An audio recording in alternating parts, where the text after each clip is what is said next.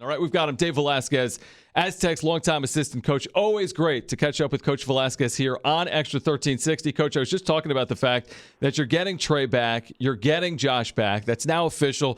What does that mean for you and the staff and this team, knowing that they're in the fold as you look forward now to 2021? It just adds to the excitement level of what we have coming back for next year. I mean, for us, you know, when you look at last year's team, you say, wow, they lose 5 seniors. Well, no, we just lost 3. And they got 2, when I consider big-time recruits back in Joshua and Trey. And 2 guys that can really help us, 2 guys that we saw over the season get better, play their best basketball towards the end of the year. And they have a lot to continue to improve on and a lot that they can add to their game that will hopefully help us down the line. What's it been like for you and the staff and Dutch in terms of evaluating guys in the transfer portal? I mean, there are not dozens and dozens. There's hundreds and hundreds. Now, you're trying to replace big pieces, even with Josh and Trey back. Guys like Matt and Jordan and Terrell Gomez played big roles for you, obviously, over parts of either the last year or the last 4 years in the cases of Matt and Jordan. So what is a day like now in the transfer portal for San Diego State? You guys can probably all imagine what it's like. We wake up in the morning and we either get a text that, hey, so-and-so just entered the portal. You know, I got a friend who knows a friend that knows him. and you throw on their synergy and you watch the most random teams and games and players because, you know, that's what it's become. That is recruiting. But when it comes to the transfer portal or transfers in general, I mean, we really take a lot of pride, and this started a long time ago with San Diego State and being a destination place for transfers. A lot of it has to do with where we are. A lot of it has to do with Viejas Arena, our crowd, and all that. However, a lot has to do with the facts are there. We have done well for years and years and years with transfers, and there's a reason why we've done well with transfers, and a lot of it has to do with we're pretty picky with who we recruit, why we recruit them, and how honest we are in the recruitment process of transfers. You know, when you're recruiting high school kids, even as a college coach, you're not always quite sure of when they're going to be ready, the value, the impact they're going to make right away on campus. Now, you hopefully have an idea, and you sometimes know, okay, this player is going to be really good as a freshman, but, you know, this other player is not going to be a really good sophomore, junior. With the transfers, you're hoping you bring in a transfer to be an impact player right away. And so the conversations you have with them are incredibly honest because of the ability to see what are the strengths in their game, what are the weaknesses. You talk to their former coaches, and then you talk to them about, well, when you come to San Diego State, you're going to have to defend at an elite level. You're going to have to move the ball at an elite level. We don't play ISO basketball. We play team basketball on both sides of the ball, and the number one thing we're about in this program is winning. And when we win, everybody's boat rises. When we win, now we're talking about making your dreams come true. We've just had 2 draft picks in the last 2 NBA drafts, and both of them are now starters for the respective teams. Jalen McDaniels last night goes 6 for 6, you know, for the Charlotte Hornets. Now, he's not a transfer, but he was a redshirt for us. You got Malachi Flynn, who was a transfer, who sat out a year, and he came in. Obviously, we know everything that Malachi did. Yanni Wetzel, he's probably going to win Rookie of the Year in the Australian League, the NBL League. And KJ Fagan right now, who's playing in Bulgaria, he had 39 points last week in a game. So we have done really, really well with transfers, with being incredibly picky and choosy with exactly what kind of guys we want to bring into this program, because we also have guys like Adam Seiko, who came here as a freshman, like Lamont Butler, Keyshawn Johnson, Shea Evans, Keith Dinwiddie, Nathan Mensah. We have guys who chose us the first time around out of high school, guys we truly, really believe in are going to be good players down the line. You know, you mentioned some of those transfers, the recent transfers. I mean, Trey Pulliam's a transfer. Terrell obviously coming in. Josh, as we've talked about. Devin Watson recently was a great player for you guys, an NCAA tournament team. Cameron Rooks had great value for you for an NCAA tournament team as well. You know, we see these lists, Coach Dave Velasquez with us right now in Extra 1360. We see these lists of transfers, not just that San Diego State is tied to, but programs all across the country. But when you see these lists across social media, how accurate are they? I mean, you might be linked to some of these guys, but you're not linked to all of them, are you? Incredibly inaccurate, John.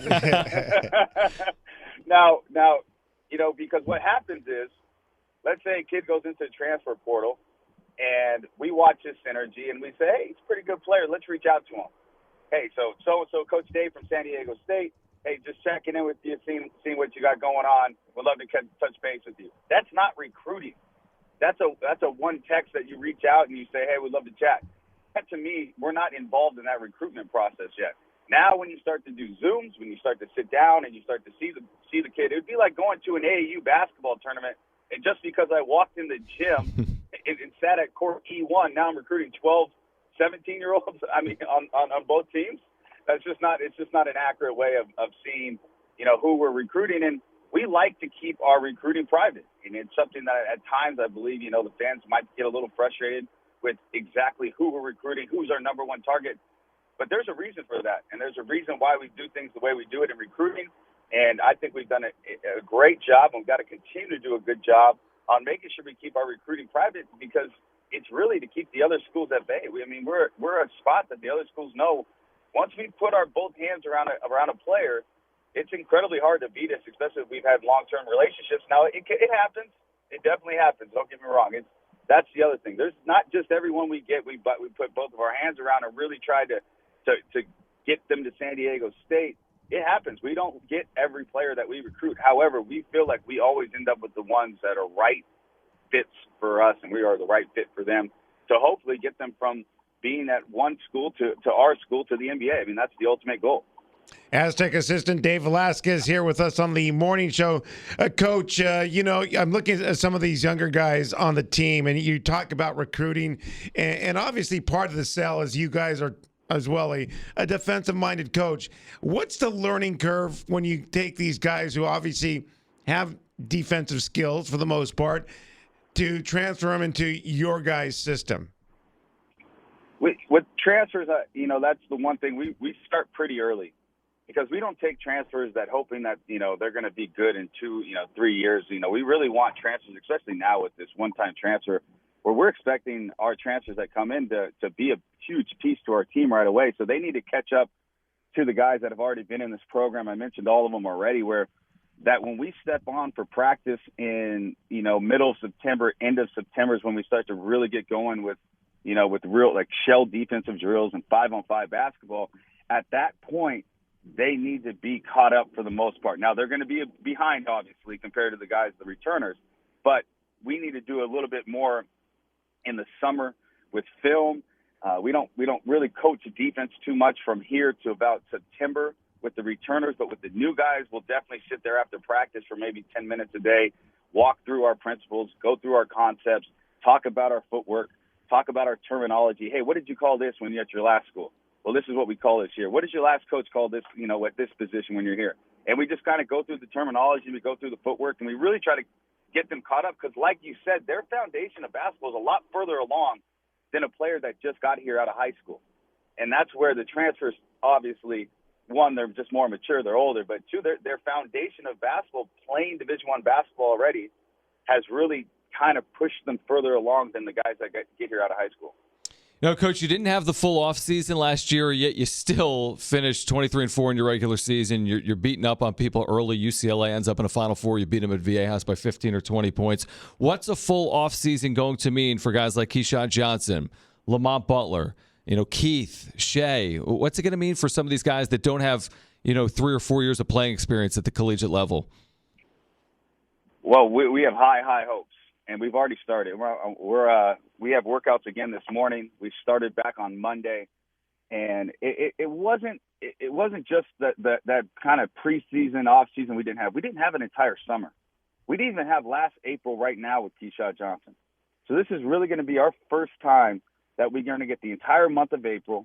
We're going to get 8 weeks in the summer with all these guys. I mean, there's many things that they can improve, but obviously we're going to want Lamont to shoot the ball better. We're going to want Keith Dinwiddie to come off ball screens and really be able to be more of a playmaker than just a shooter. We're going to hopefully get Shea Evans and get his body to be 100% healthy where he can come and help us. And with Keyshawn Johnson, we're hoping that now your third year in the program, that your overall game it takes off. He's someone that we have super high hopes will be one of our best players as we move forward. He can defend at an extremely high level. His defense just was magnificent towards the end. I mean, he was one of our better defenders as the year went on. And then he can just do a lot. He can run the floor. He can make the three. He can drive and score. We saw him in the Boise game. You know, he put the ball on the ground. He scores on Derek Alston like he's not even there. He offensive rebounds. He's probably, if not the most athletic, one of the most athletic guys on our team. So he's a guy that we're really, really excited about moving forward, but it's about putting in that work. The talk is done with him, and he knows that. We know that. It's about getting in that gym every single day as much as we can to get him better in every facet of his game offensively. And I think once we do that, he's going to take off, and every San Diego State fan and his teammates and our team is going to be extremely proud of. Coach, real quickly, I know during the season it's all about what's happening in the games and looking ahead. For you guys as coaches right now, what do you learn at yourself during this period of the college? Are you still learning things about yourself and obviously where you can get better as a coach? And what are some of those things? Yeah, I think we always try to get better. Coach Fisher and Coach Dutch talk about it all the time. And you never stay the same. You either get better or you get worse. We talk about that with our players. We talk about that with our staff. You know, there's a lot of things that we're getting better at. You know, I think one thing we're getting better at every single day is just to become more potent offensively. I mean, it's not something in the history books where San Diego State has been, you know, that team that really offensively year after year continues to be elite at. You know, we're elite defensively. We know how to be elite defensively. There's things we can do different defensively that can make us even better. And we'll continue to do those things. But how can we offensively continue to get better, to be year in, year out, top of the analytics, top of the charts on our offensive side of the ball? What players really fit that? What players can really help us get there? What can we do to help our players get there? So, yeah, there's things that we're always looking at. And in the offseason, you know, we're always watching last year's team. We're always watching, you know, yesterday we're sitting in there for an hour watching, let's go back and let's watch all of Nathan Mentz's shots. You know, where did they come from? What was the one he really liked? What was the one he had a lot of success with? Because when we're getting in the gym with these guys, we want to make sure that, you know, we grow their game and we get them better. But we got to make sure that we're sharpening their knives, and we got to make sure our tools are as good as they've ever been moving on towards, you know, because he could be a huge piece for us. You know, Nathan Mentz is now going to be basically a fourth-year starter, hopefully, for us. And he's an unbelievable shot blocker, just rim protector there. But what can we do offensively to continue to get Nathan better with his balance, with his finishing, with his inside moves? You know, can we stretch his game out? We've seen him make a 15-footer. You know, can we turn that into the three maybe? And it's continue to see what can we do to get our players better, and obviously what can we do to get ourselves better. And, yeah, we spent a lot of time actually in the offseason doing that.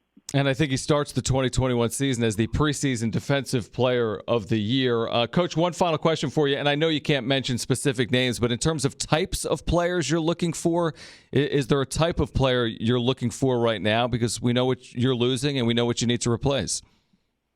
Yeah, I mean, I think it's fair to say when you look at that, we're looking for, you know, a big wing, a guy that can do a lot, kind of a versatile wing that we've had in our program for a long time. You know, Winston Shepard like wing, Matt Mitchell, you know, guy can play multiple positions, defend multiple positions. I mean, we definitely have room for a really good player to come in here and help this team win. And we're going to continue to look at the transfer portal every single day, all day, and watch synergy. And we know we're going to find the right guy for that position.